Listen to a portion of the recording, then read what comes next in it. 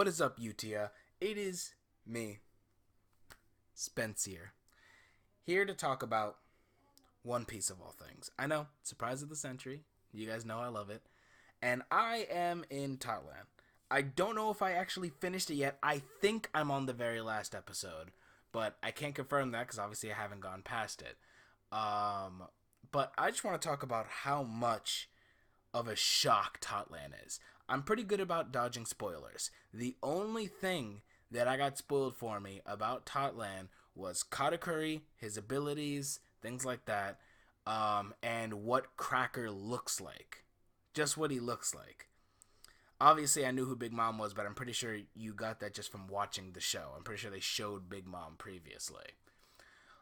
But cheese and crackers, the amount that goes on in this arc without feeling bloated or like a cluster fudge, anything like that, is absolutely insane.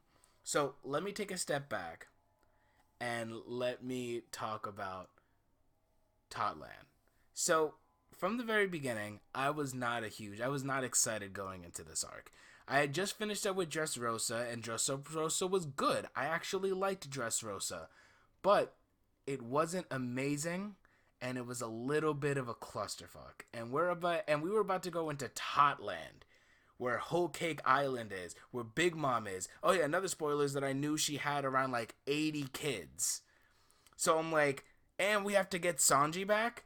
Whatever's going on in this arc, I knew it was going to be insane and even more insane than Dressrosa. So going into it, I was not excited. A matter of fact, after what I call the first section of this arc, I was done. I was like, all right, I'm not watching. I'm not gonna like this arc.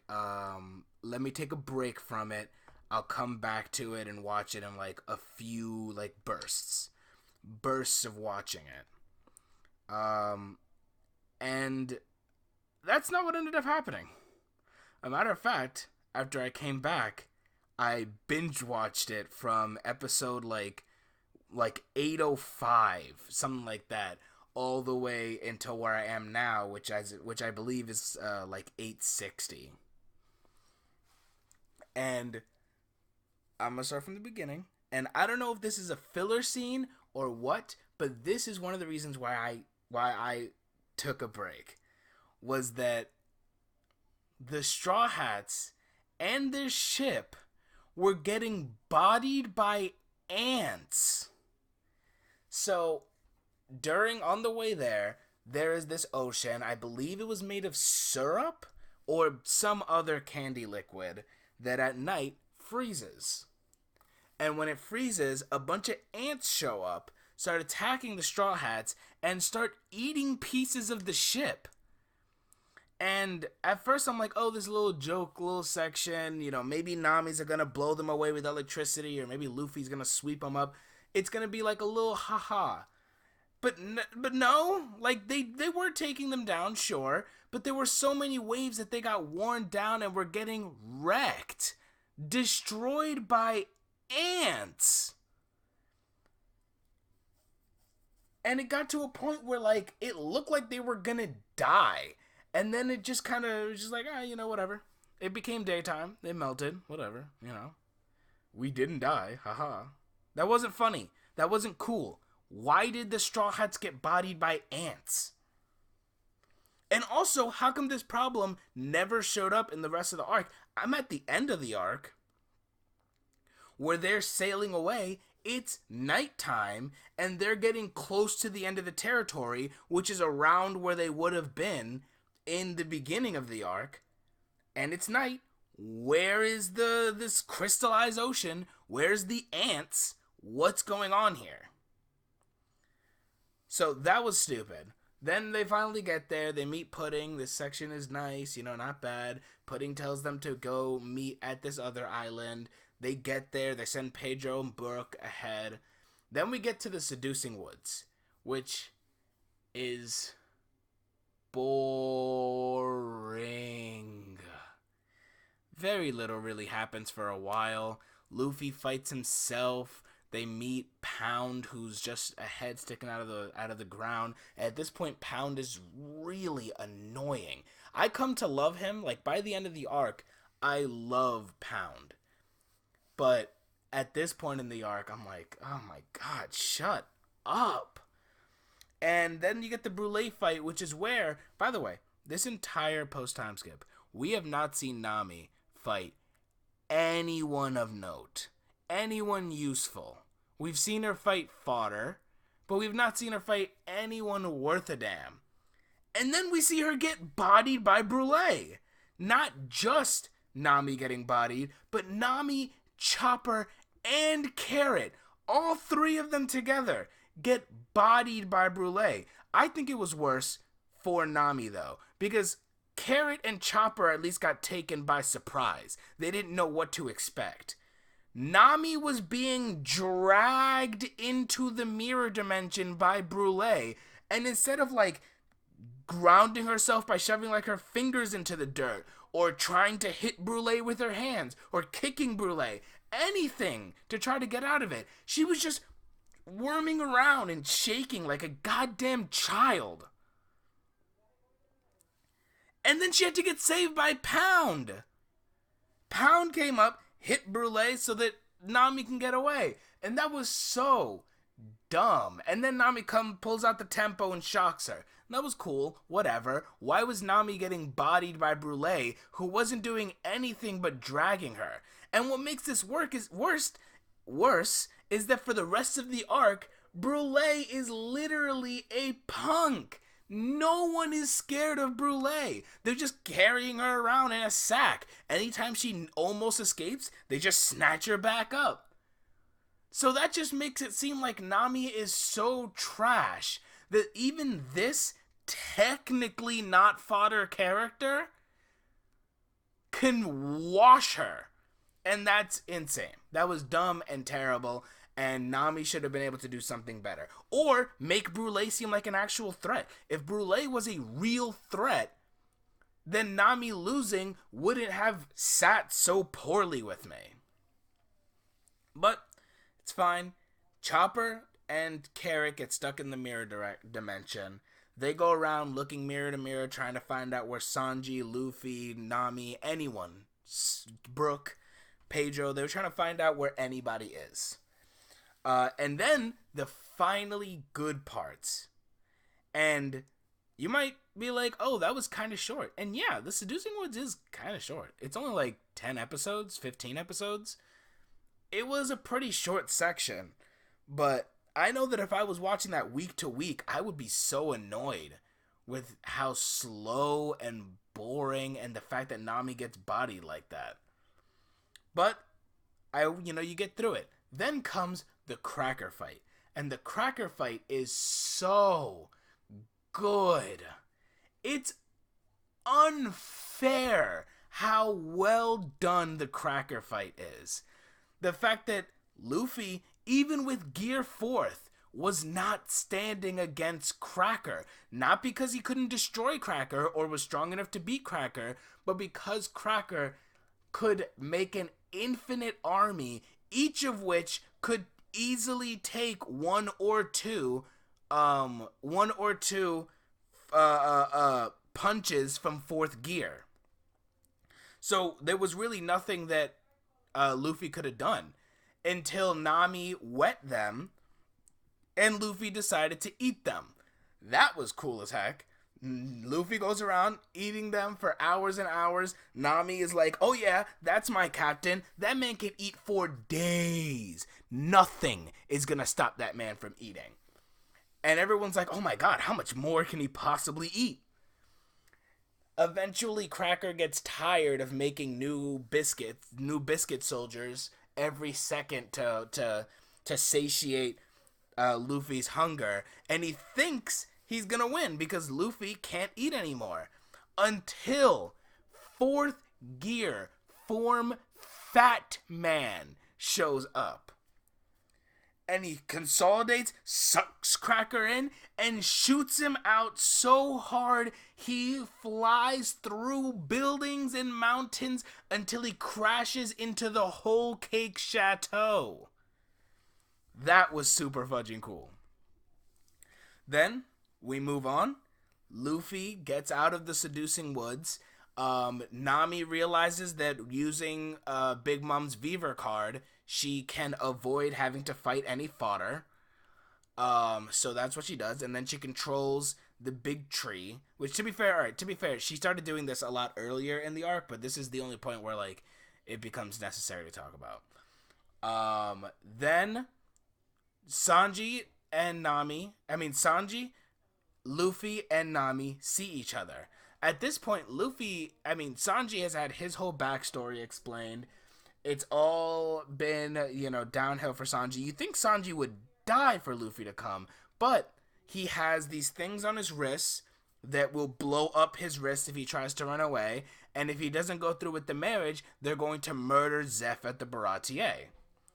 So, that's why Sanji might not want to leave. So when Luffy comes and is like, yo, let's head out, Sanji calls him low pirate scum. And when Luffy refuses to leave, he beats the shit out of Luffy. Now, Luffy probably could have dominated Sanji in that fight. I don't even think it would have been a challenge. I don't think he would have even had to go fourth gear. That's why I'm pretty sure, like, Luffy probably would have destroyed Sanji in this fight. But because Luffy knows that Sanji doesn't mean it, he lets him beat him up. Which, by the way, made me wonder what if Zoro was in this section. Because even though Zoro always, fights with Sanji or whatever, he still has a respect for Sanji. And if he saw Sanji doing that to Luffy, one, he probably would have tried to kill Sanji himself. And even if he didn't, he would have forced Luffy to either leave and go back to the Sunny and leave Whole Cake Island, or Zoro himself would have left, because he does not take disrespect in that way. But Luffy is not like Zoro. That's one of the good reasons why Zoro really isn't in this arc. He's on his way to Wano. I think. I'm actually not sure. I watched Dressrosa so long ago that not Dressrosa, Zoe. No, Dressrosa, yeah. I watched that arc so long ago that I actually can't remember where Zoro is or where the rest of the gang in general is. So, I'm assuming they're on their way to Wano, because I think that's the next arc. But Luffy is like, alright, leave? Sure, go ahead. Lie to me. I'm gonna wait right here. I'm not gonna move a muscle, and if you don't come back, fine. I guess I'll just starve to death, because I'm not eating anyone's cooking but yours. So, then Luffy has what I like to call his two final stands. He has two of them. There's this first one, where he has to fight off a bunch of fodder, and then also a few of the actually important members of the Big Mom Pirates. They end up taking him down because at this point he's starving and he's already just got back from a whole fight with Cracker. They take him away to prison. Now at this point, let me talk about Pudding. Pudding is this sweetheart, adorable character who is just nice and loving and doesn't want to burden Sanji, but does want to marry Sanji. Absolute sweetie pie, love of my life. Please take my heart and stab it if you feel like it, if that's what makes you feel better. Sanji at this point is starting to warm up to the idea of marrying Pudding, because he's like, if I'm gonna be in hell, if I'm going to have to listen to what Germa says, I might as well be happy while doing it. And so he talks to her. He's like, listen, if you want to get married, okay, we'll get married. I am going to not talk about Brook versus Big Mom. One, because it was really cool. And two, because it's just not that important to the arc, despite the fact that it was super awesome. And Brook did actually obtain the road pony glyph. So, Luffy at this point, Sanji at this point, he came around to it.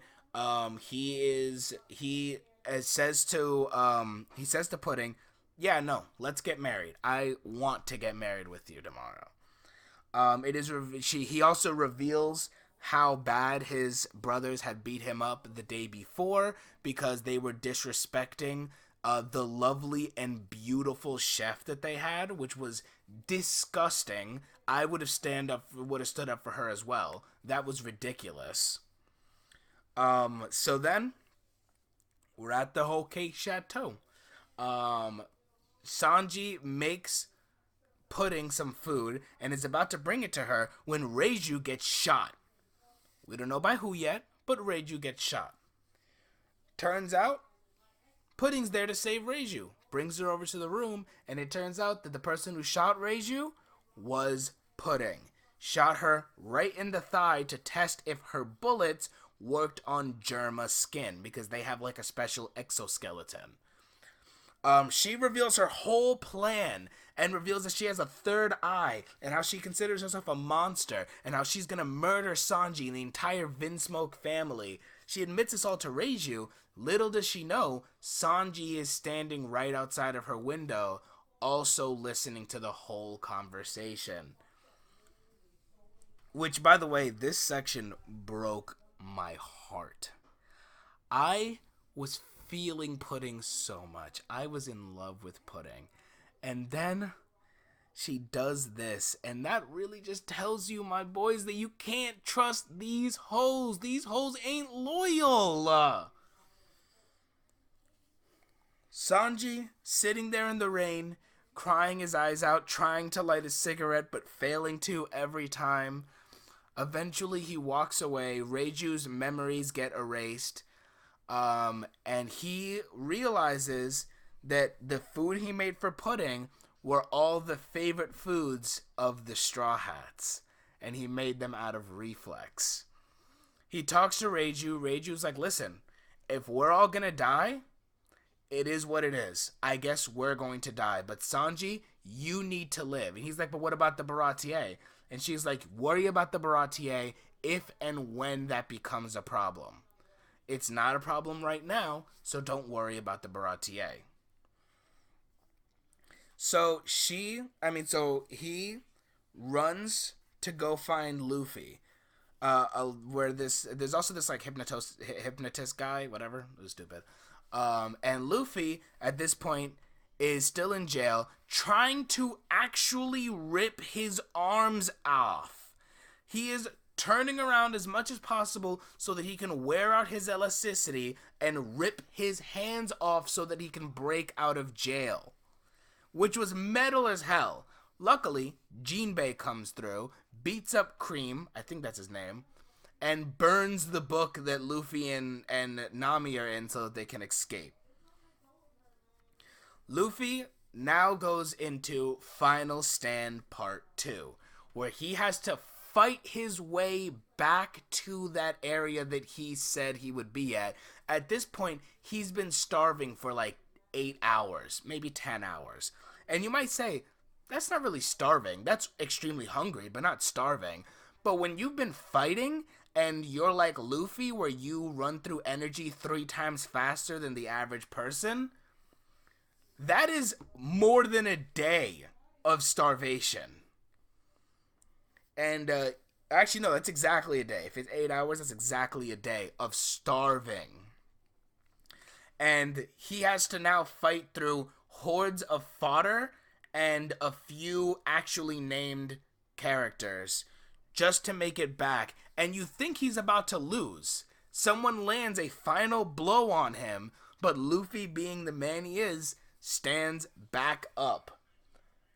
At this point, Sanji actually makes it out there, and the person who was tailing him, some hypnotist guy whose name I can't remember, gets killed. I don't know if he actually dies, but he was at least shot.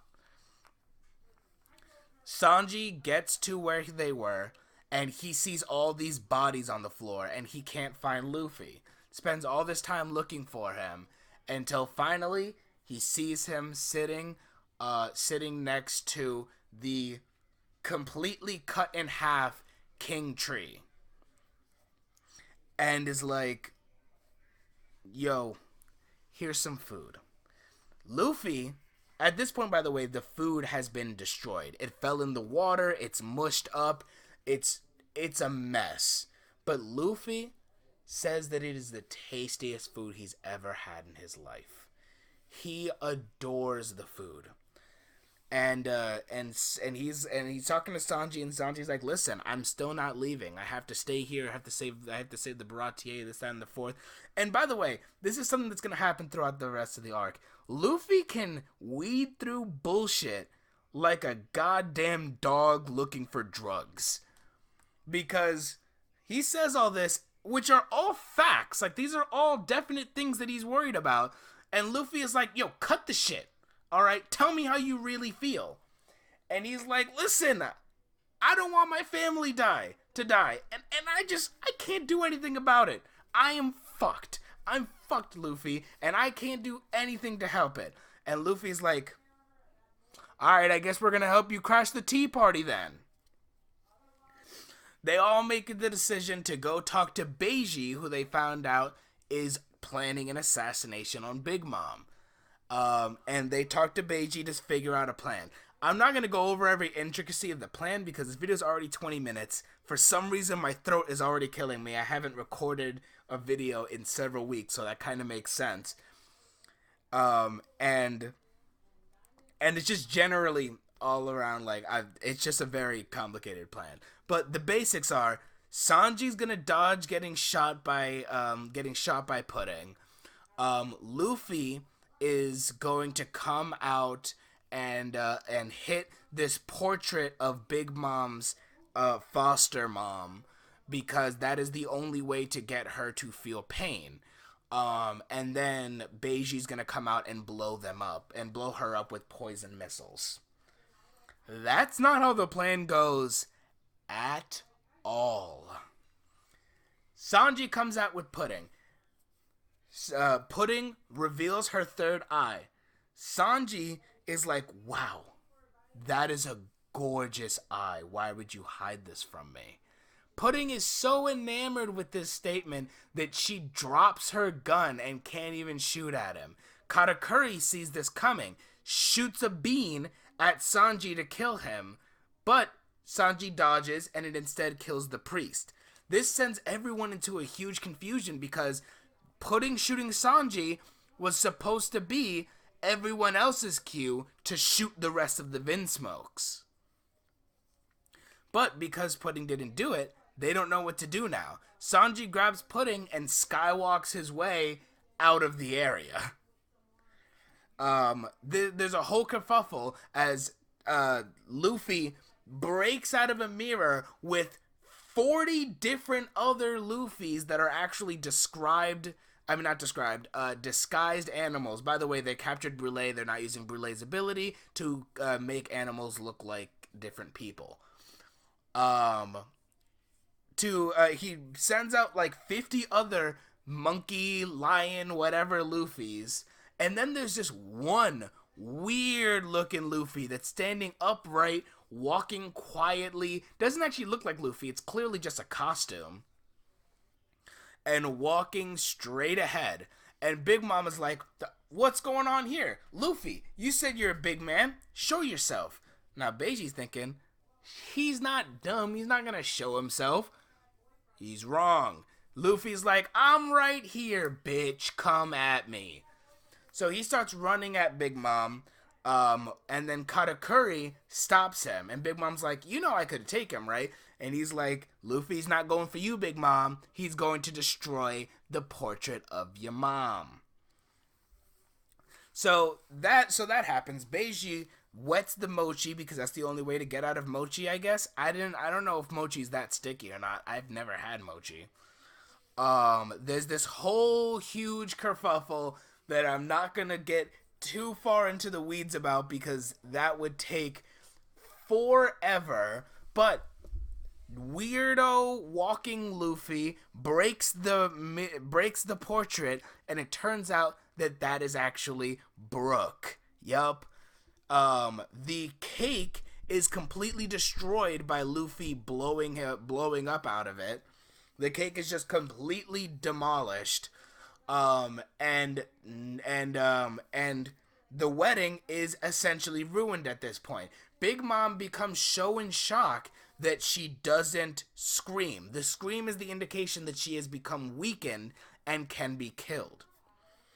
But because of how many different things have gone wrong, she's in shock and doesn't know what to focus on first. They decide to show her the portrait again so that she can focus on that.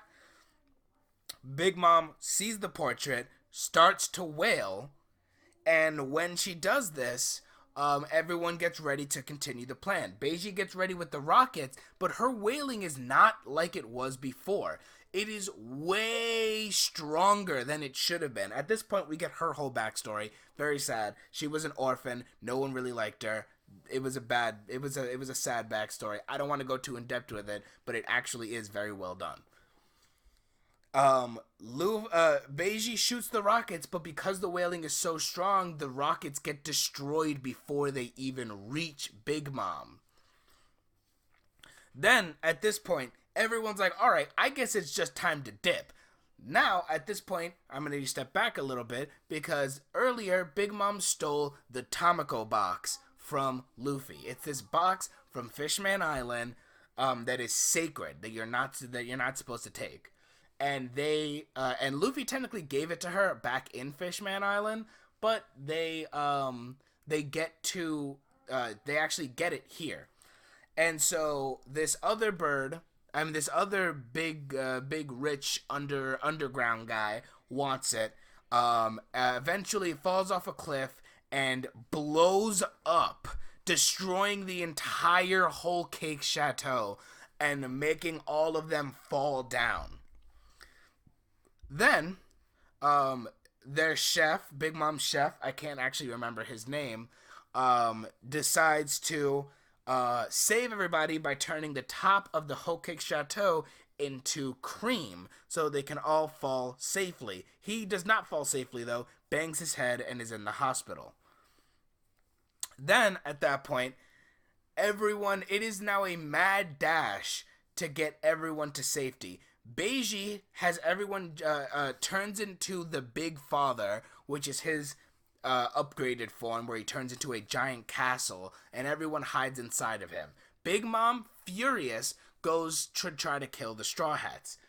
Beiji at this point cannot take this much damage. So the plan is that, which by the way, they saved Germa. Germa was getting turned into candies. Sanji came through, broke the candy, let them free. So at this point, Germa is like, listen, we will hold back Big Mom as long as Caesar gets Beiji and everyone inside of Beiji to safety. They try to execute that plan. Germa's trying to do their damn thing, but things are just getting worse. And at this point, things get a lot more complicated, and I feel like I've already made my case for how insane this is, and I haven't even spoken about the Katakuri fight. I haven't even spoken the name Oven. I haven't even talked about Sulong. I am very limited here. My voice is absolutely killing me, and I feel like I don't need to say more for you guys to be excited enough to check out this arc. So I'm gonna leave it here. Thank you, Tia, for watching this video.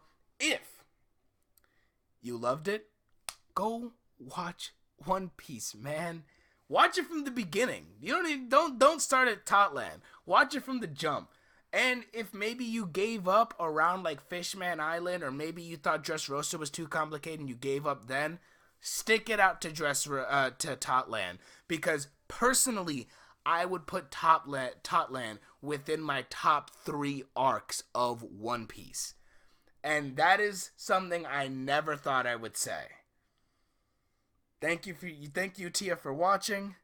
I hope you have a good day, and I'm gonna rest my voice.